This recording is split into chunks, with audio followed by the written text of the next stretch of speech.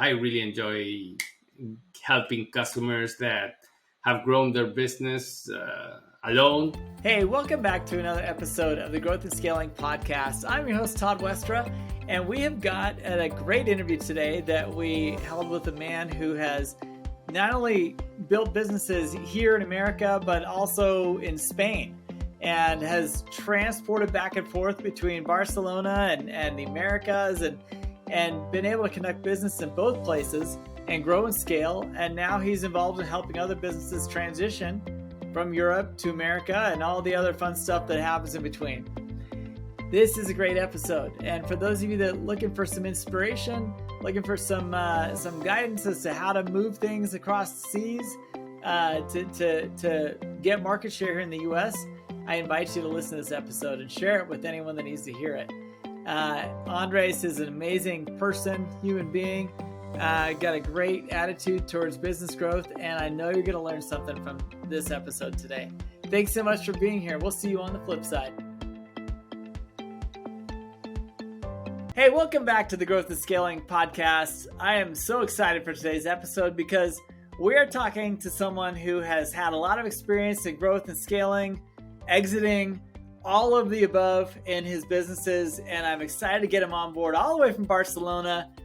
Let's hear who you are, Andres, and what customer do you like to help the most? Well, I'm Andres Espejo. As you said, I'm here in Barcelona right now after spending the last 4 years in the US. And I really enjoy helping customers that have grown their business alone, and they're trying to make them big. And in that process, when they don't still have a good team, they don't really understand that they need somebody really strong in finance, somebody really strong in operations. That is the part that excites me, and helping them during that process is great. Right. It is a fun process, isn't it? And I'm curious to know, like, as you help other companies grow and scale, what has been kind of your favorite part about the journey? I mean, there's always like things that you love to help with, things that you don't, but what are the things that you feel like you're especially equipped to help people with? One of the things that I really enjoy is creating teams. That is something that excites me, and right. Finding the right people. And when you already have that team and get to establish all those dynamics that make a good team become an excellent team and start delivering good results for the company and making a difference in respect to what we had before. And that really excites me. And the other part that I don't know, I may be sick for this, but I'm get excited with the challenges. When you have everything under control and then something happens, okay, and we have to start thinking, okay, how do we overcome this new challenge? And this is something that in the last 4 years have been more than ever, because with all the challenges that COVID put in front of us, there were things that you never thought you would live, and everything happened, everything in 1 year or 2 years. So finding solutions for those challenges is really exciting as well. COVID was definitely one of the most unusual things that I hope we ever experienced in our lifetime. Well, I think we would have agreed 4 years ago or 5 years ago that was something that could never happen. And now looking back, it still looks like crazy. It does look really like did all those kind of things, and that really happened. Yeah, it's definitely unexpected. So speaking of an unexpected thing, I mean, tell us about the clients that you like to help. I mean, not only in your business that you grew and scaled, but as you work with other companies involved in growth and scaling, what is the kind of the highlight of the funnest parts, the best things that you like to help companies work through? It's different things. The company that I helped in the last 4 years is in the food business, and the companies that I'm helping right now are still in that same food business, for food processing and all that. And the company, for instance, that I'm working right now is a company that it's not in the US but wants to get into the US to sell their product. And it's really fun talking with them, understanding what are the challenges and what are the expectations of the US customers that are different from what they have in their own country. So it's giving that knowledge to them and helping them know quality certifications that they need, the changes in the way that they present themselves and the level of transparency that they need to have of their processes, so that the US customer feels that confidence and those companies know that they are dealing with somebody that can really deliver in the way that they need. Right.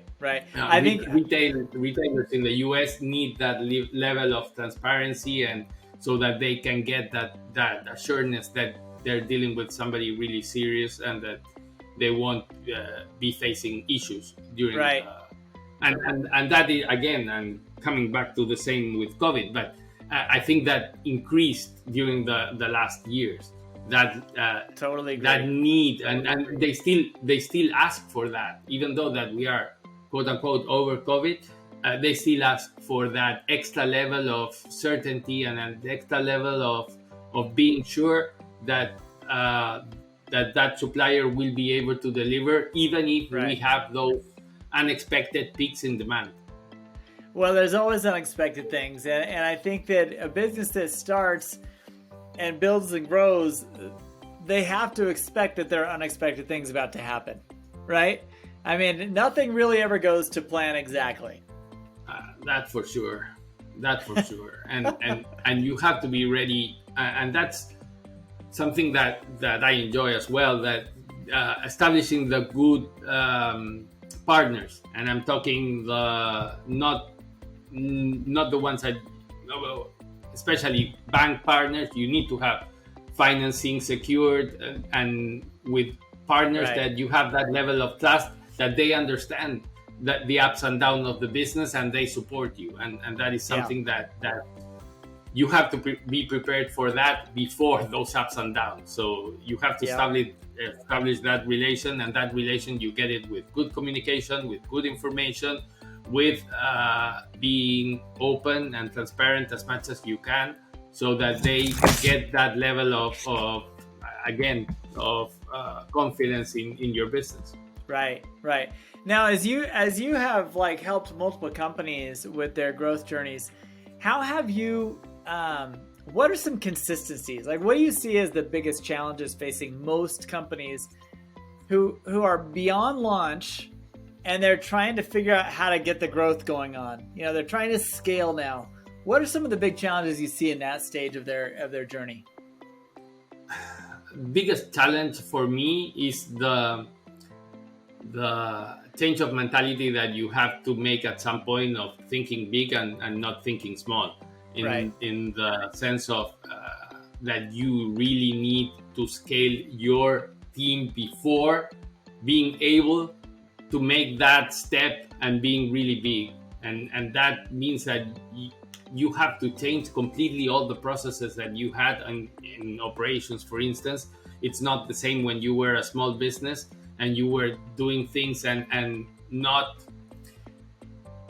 no planning, just going, the wheel turning, and the wheel keep going, and okay, you keep delivering, but you don't need to plan because you know how to do it. But when you really need to take the extra step and go beyond and go to that extra level that you set, that changes the mentality. You need good planning, good everything, and that starts from the top, from the CEO that you have, and from the CEO or director of manufacturing, or whatever you call it. But those people need to have that good mentality that allows you to be prepared to add new customers at any point, to be ready for those customers to give you extra orders if they need, and you have to be prepared for that. You cannot be always running at your max speed. You have to be prepared for that. Hey there, friends. This is Todd. Running a business, honestly, can leave a lot of founders and operators feeling lonely and isolated. If you have ever felt that way, trust me, I know what it feels like. And there is something you can do about it. You've heard a lot of our guests talk about the fact that being lonely and isolated is one of their biggest challenges in trying to run and scale their business. captainscouncil.com. Go to captainscouncil.com right now and see what we're doing to resolve this problem. We want you to be a strong operator who has solutions and has a way to get around the challenges you're currently facing. What most founders don't understand is that you're not alone.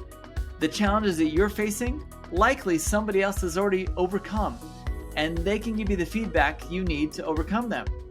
Who better than your peers, other founders, other operators who are joining with you in a small group setting, a global community setting, as well as at our in-person events to guide you through these challenges that you're facing right now. Don't give up, keep on pushing, but do it with some good advice from your peers. Go check it out at captainscouncil.com and let me know what you think about the offering. We can't wait to see you there.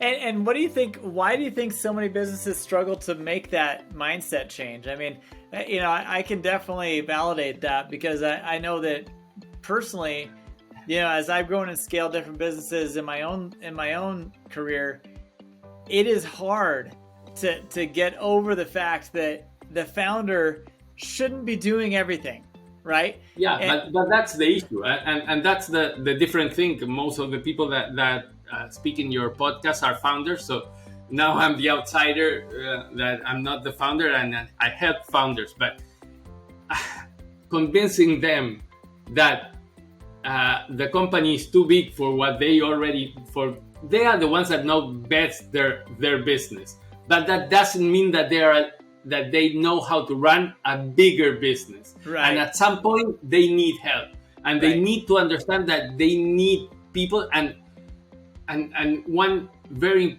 important and difficult thing, and that's the way that I think, and I don't find that often in the business, is that if I am there chasing for a good CFO, I need somebody that is way better than me as a 100%. CFO. You don't want to train the CFO.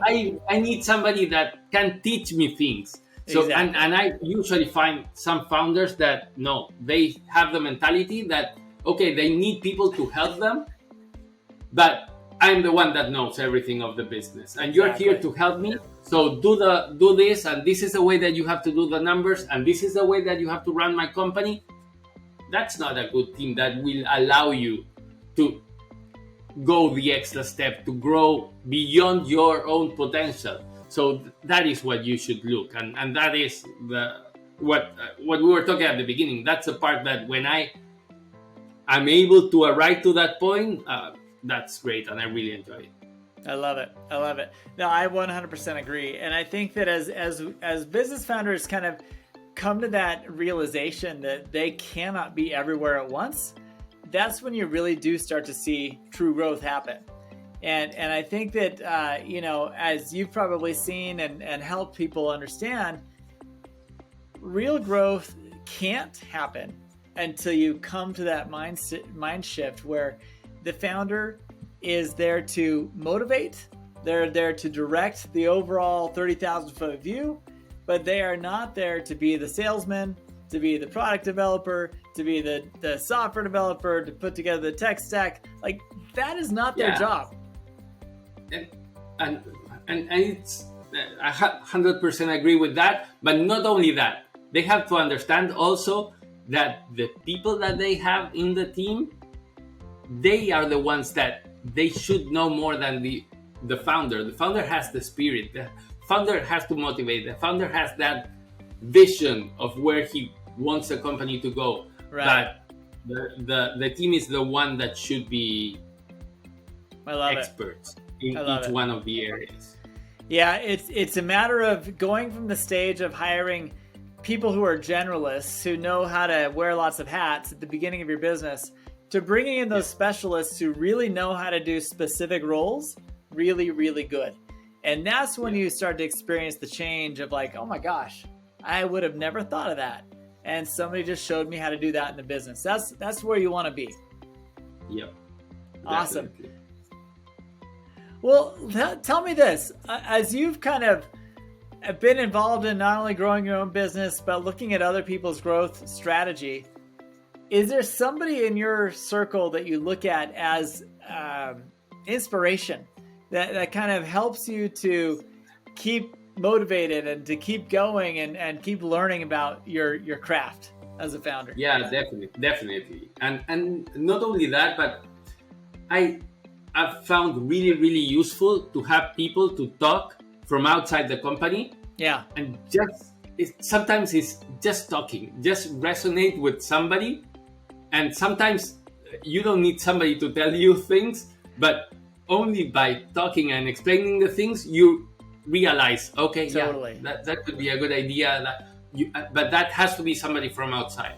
To be somebody from outside. And I've had, in the last 4 years, I'm thinking especially 2 people that have really helped me. One was from the same industry, meaning somebody that you could see as a mentor that had tons of experience and years of experience in the same industry. So you could talk with him more insights of what was happening. And the other one was totally from outside, totally more like HR expert, but you could talk anything and just really intelligent, bright guy, and you could have conversations and realize things and where to go or how to approach problems that you were having at any point.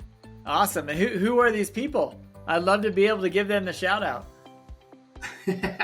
One is one I cannot tell you who he is because he likes to be underground. Okay. So, and the other one was he's a Spanish guy that lives in LA, and that he contacted me as soon as I arrived to the US. Love and he works mainly as a coach and also as a headhunter. So he helped me build my team as well. I love it. And he's Javi Cuesta, very active in LinkedIn and very good posts. Cool. and very, very nice guy to talk and to really helps you grow as a human being as well. I love it. Well, so, listen, I can send you his Andres, we're gonna stick there. We're gonna stick a link in the profile to these people and at least to the one. And I really appreciate you being on here today. Where's a good place for people to catch you if they're looking to get some help from you? In my LinkedIn profile, there's all the contacts. My phone number is there. My email is there. So that's a good place to contact me, and I would be happy. I really enjoy talking with people. So awesome. Happy to receive contacts. Wonderful. Well, thank you so much for being on the show today. I'm confident that people looking to grow and scale their businesses will find some goodness out of this interview.